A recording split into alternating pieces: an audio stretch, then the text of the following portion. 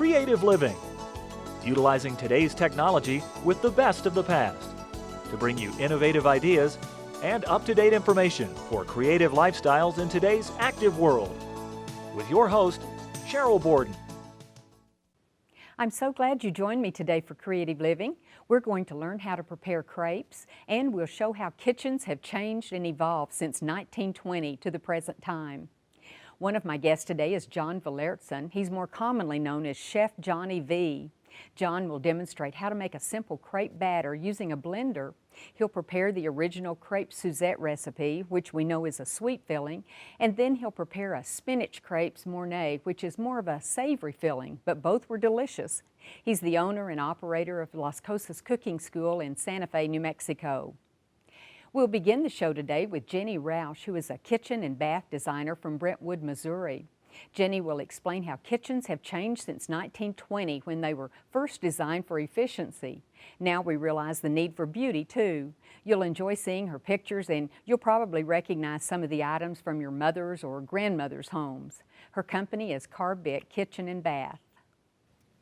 Jenny, thank you so much for being here today. I know you work every day in designing kitchens and bathrooms, but I thought it was going to be fun that we go back in history and so that we can sort of see where we've come from. And so we're going to talk about architecture and design starting with what, the 1920s? Yes. And forward. So we've got a lot to cover. We do. That's a long time span in 9 minutes. That's right. So why did you start looking at all of this? Mostly because it's just interesting. It's always good to know where you came from and how you got here. It also makes you appreciate where you are if you know where you've been. We talked a little bit when I was here before about how we got to the 1920s. So now from the 1920s forward, I think we can talk about a lot of interesting things in terms of before the 1920s, they really were looking at efficiency, and now they're looking at beauty. So women cared about being efficient, but now they're starting to care about making things pretty. And between 1920 and 1940, we also had a depression. So that certainly affected everything. It affected everything. And you would think, why are they worried about pretty during a depression? But I think it even becomes more important. You've got to do something. Because how do you keep your spirits up if you don't have colorful things around you, if you don't have something to look forward to? That's right. And the role of women started changing during that time period too. Well, women are always fighting more every year for their rights. For it's like this whole. You think it's just like you look back in history and you think it's just these little tidbits in time because that's all they talk about. But every year, every day, every moment, women are fighting for their rights. And during this time period, they really start to become more of an equal partner at home versus just somebody who takes care of the kids and takes care of the kitchen. So the women's roles are constantly changing. And I thought it was interesting when I was reading through the material that you sent, how about this same time period is when they went from having a separate prep kitchen to basically where you clean up things. So they really are focused on, and it's widely known now, that you have a prep center and a cleanup center. So kitchens are divided that way. So the Hoosier cabinet became very popular. I can see why. This just looks like such a luxury. Every woman wanted one of these. This is the prep center. So this is the end-all be-all of great things to have in your kitchen. So all the prep work happened here. And this was actually a technologically advanced. Look at this flour. Yeah. Sifter gadget. It dispenses the flour. Everything has a home. It's very organized. So this was a way to make your life easier. This was supposed to have everything that you needed to prep your food in one nice, easy to clean, easy to care for space. And you can kind of see it in this kitchen where you have this sort of, and it's logically set up. So you have the sink on one side, the prep center on the other, and the place that you cook it in the middle. So, and there's added color and design into this. So it was supposed to be bright, cheerful. There's curtains, there's lighting. So they're trying to sort of make the space a little bit more interesting. And not a solid white floor like they had for so long. Right, right. We're it's getting exciting to see, kitchen design coming into play. The other thing we have here is this is the first time you'll see sort of built-in cabinetry. So the idea is if you build the cabinet in, you don't have to move it every time you clean it, because they were really strict guidelines to cleaning. Oh. So this is sort of the first time you really see cabinetry built in. Still only base cabinets at this time. They haven't figured out to add the top wall ones. cabinets really yet. This is still a freestanding piece over here, so it's kind of interesting. And Still what about linoleum moldings floors. and things? Have they started adding any of that yet? Not really. Not yet. We're still not doing that yet, but they have. It's coming. Yeah, they have figured out though that tile floors are not as comfortable to stand on, which they go in and out of style. So today we're still using them, but I still tell people that they make your legs tired. They do. Soft surfaces are This better. is kind of hard to envision because it's an overhead shot. It looks a little cluttered. It is, but and surprisingly, I still go into kitchens that look almost just like Is this that to right? remodel them. So that's one thing to keep in mind is you can talk about certain time periods, but during the 1920s and 1940s, not everyone has electricity yet. So we can talk about certain design styles, but it's still not an overall used type of kitchen space because not everyone has electricity yet. So everyone has stages, just like we are today. Not everyone has a kitchen remodeled in 20 whatever. Some people still have kitchens from the 40s, believe it or not. Just trying to update what you have to. Now, I know this is a color photo. It but is. I think it also shows how they did start bringing in bits of color. And I like the softness that the fabric added to the kitchen. Right. You probably would because you told me you like to sew. So you would Right. probably like to have sewn those curtains in that space. But yeah, and I think it's important, especially when you're going through a depressed time in your life, to add color to the space. It makes it less feel like the drudgery to be in that space. And actually Better Homes and Gardens in the 40s and 50s actually started talking about color and design, which really wasn't something that they talked about in magazines prior to that. And then also with lifestyle changes and the ending of World War II and So all when of we that move had into the such an 40s impact. and the 50s, when we move into the 40s and the 50s, World War II has a huge impact on kitchen design, partially because there's rationing, so and women have to go to work, so everything has to become more technologically advanced. You have to see everything has to happen in shorter periods of time. The dishwashers developed in the 50s. Yes. There's a housing boom, so the housing boom affects things. Things have to be mass produced, faster, stronger. Everything has to become quicker. So more efficient. houses are popping up. So everything, you see the U shape, the L shape. You're seeing all these standardized layouts, standardized plans. I think this is a funny picture. Oh, and we were talking about how far we've come. Maybe we haven't. You said this was a television show? This is a television show in the 40s. So it's like me and you and two friends, I doesn't know. it? I think it's funny because this is the camera and they're holding up the images just like we're doing right now. And I had to pull it and bring it because when you told me I needed images to hold up, I just thought that was really cute. Some things were better left like that. But you do see that they're now showing wall cabinets, so they realized walls and bases. This is metal cabinets. This is where you start to see the metal cabinets as a material choice. Standardization. This is all very standard. I'm sure some of you at home still have the metal cabinets. I love this picture. This is fab. And this shows the U shape, the soffit, the U shape in design, the soffits. So the 40s and the 50s, they start to use linoleum or the vinyl on the not only the flooring but on the countertop surfaces as well. So you see the color up there. Another way of adding that color. Inlaid in the floor. So they're doing all kinds of things to add brightness. The colors are a lot brighter in the 50s, the lemon yellows. So again, it's... Harvest gold. Well, that's the 60s and the 70s. I just remember having that. Yeah, so moving into the 60s and the 70s, again, it's mostly with color. So you see, there's also that whole Spanish style that we saw in the 60s and 70s with the harvest gold and the metal accents and the dark brown cabinets. So before that, everything was painted. So when you move into the 60s and 70s, you see a lot of wood cabinets The natural now. wood. So, and then In the molding. In that's the when we- molding, yeah. But you then- mentioned the dishwasher, but really you said even though a few people were lucky enough to have one, it really wasn't that popular until the 60s, mid-60s. Right, yep. So the 50s, there was a dishwasher, but nobody really put them in until Right, the 60s and the 70s. And then in the 80s and the 90s, which I don't have pictures of any of that. These are pictures of the kitchens that we've done recently. But in the 80s and the 90s, it was more technology. Everything was cleaner. And then now fast forward to now, the sky's the limit. There again, access to the internet. You can see, Get ideas. Yeah, lots of ideas. We use lots of different textures, lots of different patterns to lay in the feeling of color, and there's just a lot. You have access to so many things, and people like natural materials now, so we use a ton of natural materials. And I was noticing the lighting. It's also elegant compared to the hanging light bulb. Yes, that we saw we earlier. do a lot of elegant lighting. So that was a lot of years to cover in a very short period of time. But you're right, it is really interesting to compare that. And if somebody, do you ever have people that come to you now and say, I'd like my kitchen to look like the 1940s, but I want all of the modern appliances? Actually, surprisingly, GE is coming out with a line of appliances. Kind of a retro? A retro that, yes, look just like appliances when they first came out in the 40s and 50s.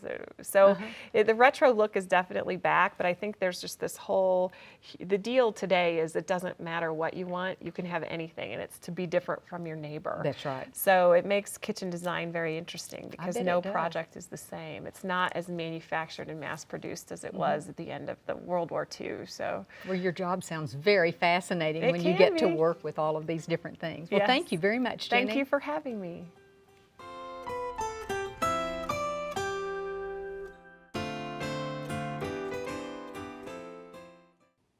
John, thank you so much for being with us today. And when you said we were going to do a segment on crepes, I was so excited because I remember maybe 20 years ago making not just sweet crepes, which is what I think people think of, the crepe Suzette, but those with meat base and savory, yeah. But I haven't made any in years. Yeah, and I think everybody loves crepes. In Santa Fe, where my cooking school is, we have a wonderful restaurant in the old La Fonda Hotel, which is was a Harvey House hotel, and they specifically do crepes.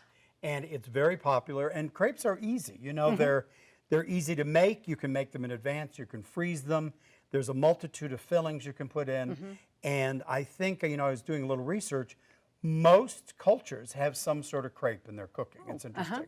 So apparently the term crepe comes from the word crepinette, which means curly. And if you can see, my little crepes are curly on the edges here.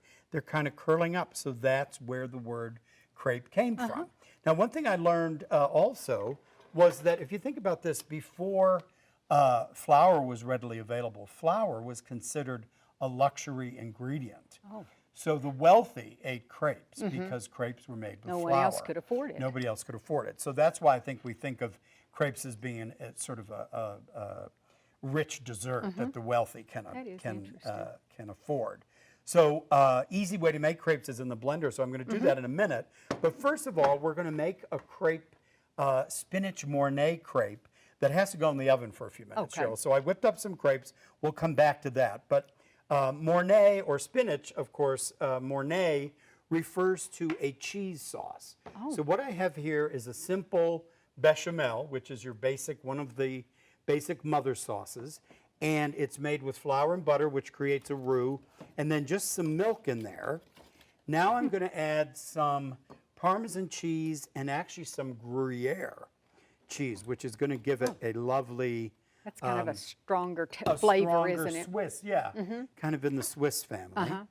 It's a hard cheese. A hard cheese, and then it's grated. And we're just going to melt that together.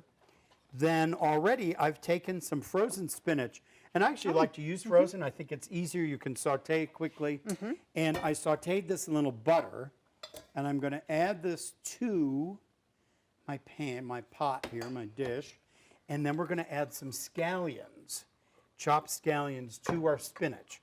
Now, with the Mornay sauce, not only are you going to use the sauce on the outside of your crepes, but it's also going to be a little bit in the middle. Kind of binds the spinach kind of brings together. it all together. It's going to make that nice and creamy. Ooh, look at that. You can see. Oh, it is. That cheese. There's our Gruyere, yeah. So I'm just going to add a little bit of this for my filling. And let's say, about a half a cup there. And then I'm just going to... You'll save the rest of it for when we take this out of the oven. Yeah. And then, look at how yummy that is. Boy, that frozen spinach really does speed it up, too. Yeah. And that, I mean, fresh spinach you'd have to squeeze. You don't want to have... Then what I'm going to do is just fill my little crepe here. You know, this is like using a flour tortilla, You except know, they mold so yeah, much better it and really is. fold And they're together. a little softer, although I this think probably so. would be yummy with a. Well, it would. So I'm going to roll that, and then I'm going to put that in my, I think that'll be good. Put that in Just my casserole, Okay. and then just pour, Oh, so you'll pour whoops, this. Oh, before you cook it. I Pour- thought maybe it was yeah. after. right over the top. That's creamy, all right. And then Okay. you want to put that in the Yes, oven, and you're going to Cheryl? make, show us how I'll easy show you it how is to make a crepe. Yeah. So, crepes are actually pretty easy if you use a blender. And a good recipe to follow is a cup of flour, a cup of milk, and an egg. That's Mm-hmm. sort of an easy version here. So I like to put the liquid in first, which of course is going to help your blender run better. Mm-hmm. Doesn't and clog then- it down. Yeah, we're not trying to make mortar here. And then an egg, and that's just a large egg. Try not to get shells in there. It makes your crepes a little crunchy. And then, just on low, I'm just going to churn that until it is smooth. Because you don't want to over blend it, Yeah, do you? and you It's don't like have to over pancake blend it. batter. It's quick. Want to make sure all your flour gets blended there. And that's it. That's it. Then the easy thing is you can also pour right out of your blender right onto your crepe pan. This is my favorite crepe pan. This is by Le Creuset. And this is a non-stick pan, which they do say you can make crepes without putting any fat on there, but I think butter is part of the flavor of a crepe. So I'm using a butter spray, and it doesn't take much. I'm just using a light spray of it. And I've got this You sort can of on- also sort of tell when the pan's ready too yeah, by because looking at the you'll bubbles. get a little bit of you do want to you want that to be warm. Now what you're going to do is starting in the middle, you're going to make it's like making pancakes really. Notice really that that's is. a They're thinner just a little batter, thinner. little thinner. And then right away you want to Oh, you want it even thinner. That's what's... and that's what I love about this pan because it's a nice big crepe. So you're going to go right to the edges. And then I always say don't try to flip it or move it until it slides around. So I'm going to let that cook for a minute, Cheryl. Then we're going to work on our sauce for our crepe Suzette. So crepe Suzette is a crepe that has an orange and lemon sort of a citrus sauce with it. So first of all, we're going to zest a lemon and an orange. This is a nifty zest. Remember, the zest is just the colored part of the citrus. Don't go you too don't want deep. the white. Don't go too deep because then that's bitter. And then we'll do our orange too. Do you want to finish that for Don't me? even have to Yeah, don't have to worry about it. wash. I'm going to see if that's just about ready to slide. Then we're going to saute some butter to create our sauce here. Got to have butter if it's French cooking, right? Oh, of course, that's Gotta a have key some butter. ingredient. The French couldn't cook without butter. So that's nice and hot. Okay, so see how that's sliding around. Okay, Cheryl, should we try to do this? Are you going to do the fancy flip? Let's see. Whoa, well, okay, that's all right. We Flip. can flip it quick. Oh, perfect. There we go. And then if you'll hand me a plate, Cheryl, the great thing about crepes, the second side is really done right away. Oh, yeah. So you can slide that off. Now at this stage, I could wrap this in plastic wrap. I could freeze them. I might separate them with wax paper. And then, I let's do didn't know another you one. could freeze them. Yeah, That's they freeze interesting. really well. Now I've challenged myself. I've got to flip one completely. Oh, okay. So See if you we're can- going to do that again. And the nice thing about this, once your pan's nice and hot, this is going to happen really, really quickly. I've noticed when I've made them, my first one never comes out as good as all of the others. It's almost like, your first pancake, your first waffle there. Okay, so here I'm going to stir in some sugar. That's just white sugar. And then if you want to give me my zest there, Okay. you want to slide that in? Yes, look at that. This is going to smell so yummy. So what you could do, if you were entertaining, make your crepes in advance. You could even get your sauce ready to go. Gives you a little more. Thank you. And then basically you're going to saute your crepe in the sauce. Thank you. when you get ready to serve them. Oh, okay. So the crepes can be done. Okay. Okay, there this we is go. it. Okay, kids, drum roll, please. Okay. Oh, Perfect. look at that. Okay. Good. You could do You it. can cut applause in at that stage. So remember that second side. Another thing about crepes, you're not really trying to brown them. So No. you do want them to be, actually we could stack that, Cheryl, Oh, right could we? on top of there. Let's see how that, Okay. Oh, that's what you did with the others, Yeah, look at until it forms the lace or the curly edge. beautiful. Okay, look at that.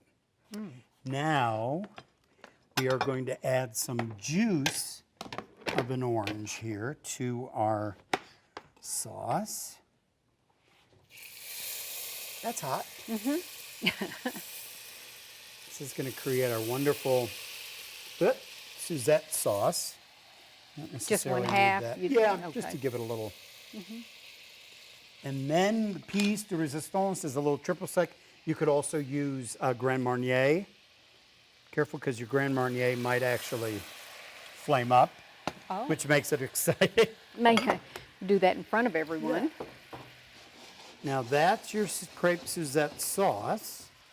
I'm just going to slide that off. Now, to assemble your crepe Suzette, once again, this could be done, could sort of be sitting on the stove. Now you're going to fold your crepes into, sort of triangles. Oh, I like to do it a little bit. And kinda then this gets fancy. sauteed in the sauce. I've got some cream whipped here just with a little bit of powdered sugar. You can use that same plate. okay. And you want to make sure that that gets That looks wonderful. I've never coated made in the these. sauce. I think everyone's heard of crepe Suzette. Well, and yeah, remember there's a wonderful time in America or in France too where they used to come to your table and make the crepe Suzette in front of you. and flame the Grand Marnier. So look at that. Oh, that looks wonderful. And then we are going to take just our whipped cream, Okay. take a little, You know it'll be good with whipped cream. oh yeah, look at that. And little finish with some powdered sugar. Not a lot, you don't want to, because our cream is sweetened, of course our sauce is sweetened. There's our crepe Suzette. Another thing I love to do for a sweet crepe is to use Nutella. Are you familiar with No. Nutella? So Nutella outsells peanut butter in Europe. Yes, hazelnut so spread. It's a hazelnut chocolate. spread. So we can Oh, so you're just- using it as the filling. filling. I thought it might be a topping, but it's Yeah, as a It's filling. going to be the filling. And these are so easy to do. Now, do you find this in regular grocery stores? In regular or grocery health stores, foods? actually, it's in the peanut butter section, which is Oh, interesting.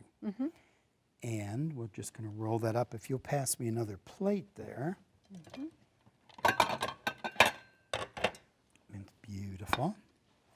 With your Little powdered sugar and a little whipped cream.